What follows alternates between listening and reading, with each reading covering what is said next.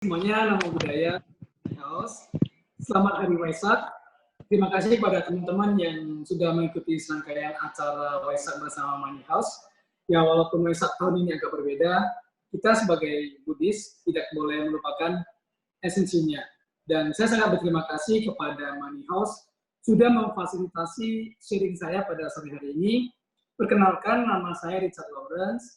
Di edisi Kisah Para Buddha dan Bodhisattva ini, saya akan sharing kepada teman-teman, kepada sahabat Money House, sebuah cerita Jataka yang sangat luar biasa, yang membuat kita itu semangat. Jadi langsung saja ke ceritanya.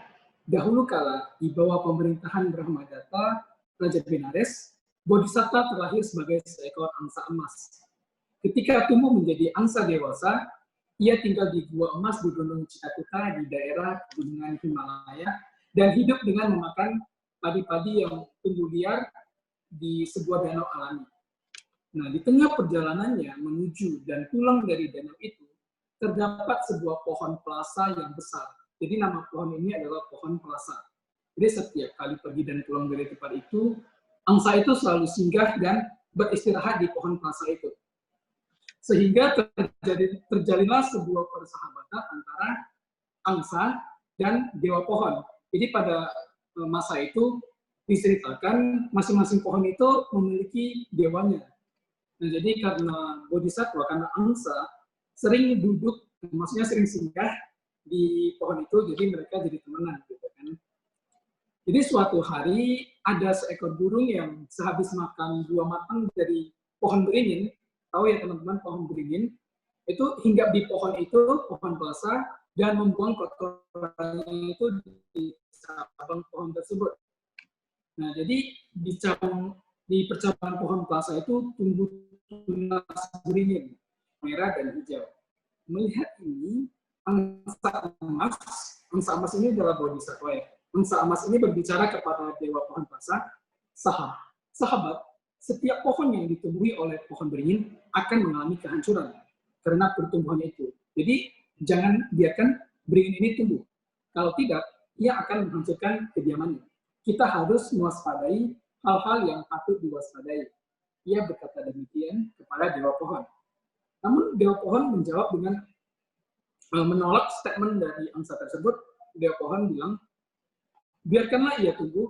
Jika saya menjadi tempat bernaung bagi pohon beringin itu dan merawatnya dengan kasih sayang orang tua, ia akan menjadi sebuah berkah bagiku. Lalu angsa tersebut menjawab lagi, gini, kutakutkan ia adalah tunas yang berbahaya dengan melakukan sesuatu di dalam dirimu. Saya ucapkan selamat tinggal dan pamit pergi. Saya tidak suka dengan tumbuhan tunas pohon ini.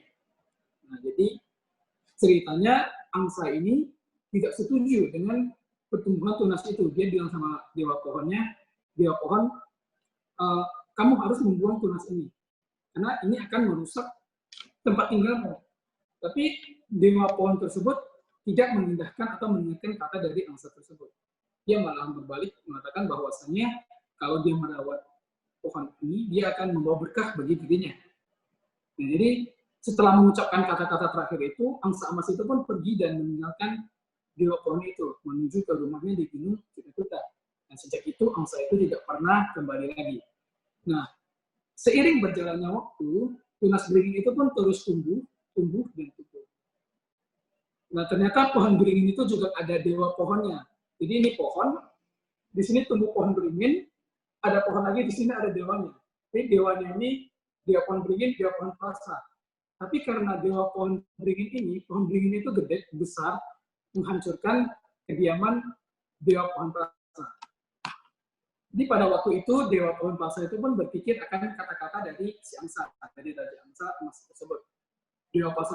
Dewa pohon berpikir gini, Raja Angsa itu sebelumnya telah bahaya ini di masa yang akan datang dan memberikan peringatan kepadaku. Tetapi saya tidak mendengarkannya peringatan itu. Demikian dewa pohon itu meratap dan menyesal. Jadi sahabat Money House, dari cerita singkat di atas, bisa kita pelajari bahwasannya sekecil apapun noda batin, sekecil apapun kilesan, sekecil apapun keburukan, harus tetap kita waspadai. Jangan anggap remeh hal-hal kecil, karena justru ada hal kecil, barulah ada hal besar. ada 1000, baru ada 100.000. Bahkan seorang pendaki pun, dia jatuh bukan karena batu besar, melainkan batu kecil. Jadi noda batu itu yang bagaimana? Noda batu itu apa sih? Kilesa itu apa sih? Buddha mengatakan noda batu itu ada 6. Yang pertama itu kemelekatan, yang kedua itu amarah, emosi juga termasuk. Yang ketiga adalah ketidaktahuan. Yang keempat adalah tipu daya, kebanggaan, bisa dibilang sombong. Yang kelima keraguan, dan yang keenam itu adalah pandangan salah. Jadi contohnya gini, kita contoh pandangan salah ya. Kita sebagai praktisi tantra, kita yang belum begitu mengerti tentang apa itu tantra, tapi kita mengasumsikan tantra itu seperti ini Pak, adanya guru. Bahkan ketika guru mengatakan kepada kita gini, kita berpikir kita berhak mengasumsikan atau menilai ajaran itu. Sehingga kita, karena kita menilai kita benar, pandangan kita salah, kita menginformasikan kepada teman kita. Oh, bahwasanya mundur itu gini loh, gini, itu menurut gini saya. Jadi ketika teman ini forward lagi ke teman lainnya, sambung lagi ke teman lainnya, sehingga gara-gara kamu anggap remeh, kan cuma gitu doang, emang apa sih gitu kan? Hanya karena satu pandangan, satu asumsi dari diri saya, sehingga menyebabkan teman-teman saya yang lain itu jadi pandangan salah semua. Itu malah mengakibatkan karma buruk yang sangat besar bagi diri kita sendiri. Contoh kedua, kita ambil contoh yang ketidaktahuan. Nah, kita praktisi tantra itu udah nggak asing lagi dengan yang namanya visualisasi. Biasanya mungkin ada orang yang berpikir, yang menganggap remeh bahwasanya ya visualisasi mungkin yang nggak sempurna itu nggak apa-apa lah, itu ginilah. Jadi kita menganggap remeh. Yang penting saya baca mantra, duduk, sadhana saya selesai. Tapi dia gara-gara kilesa itu, gara-gara noda batin, ketidaktahuan akan visualisasi tersebut, itu akan prakteknya itu tidak begitu maksimal. Kira-kira begitu, teman-teman. Jadi kita sebagai manusia itu harus aware, harus mewaspadai hal-hal yang seperti itu. Meskipun kecil, itu bisa berdampak besar bagi nantinya. Karena itu adalah suatu hubungan yang saling ketergantungan. Ada besar, ada kecil. Si suipin tosu. Itu kalau orang Hokkien bilang. Jadi, kita sebagai manusia, sebagai umat Buddha, kita bisa ibaratkan bahwasanya kita adalah dewa pohon tersebut.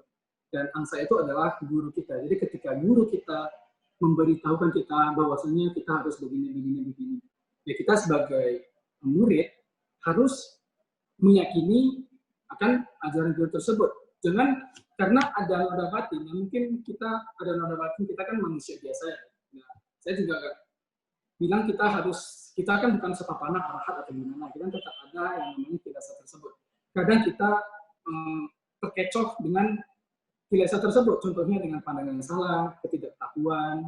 Apalagi kalau dalam tantra itu, guru itu sangat penting. Jadi kita sebagai praktisi tantra, sebagai umat Buddha ya, itu adalah salah satu bentuk yakin kepada tiratna, kepada sangga. Jadi kita harus, ya kita sebagai umat, kita dengarkanlah nasihat guru kita. Karena kita yakin guru kita itu udah tahu, kita itu kalau kamu begini, nanti akibatnya begini. Jadi kita sebagai manusia harus tetap waspada. Jadi semoga sharing dharma ini bermanfaat. Mari kita sama-sama doakan semoga guru kita Rinpoche panjang umur. Sekali lagi saya ucapkan terima kasih kepada Mami House. Selamat Hari Waisak kepada teman-teman. Namo Buddhaya, Namo Buddhaya.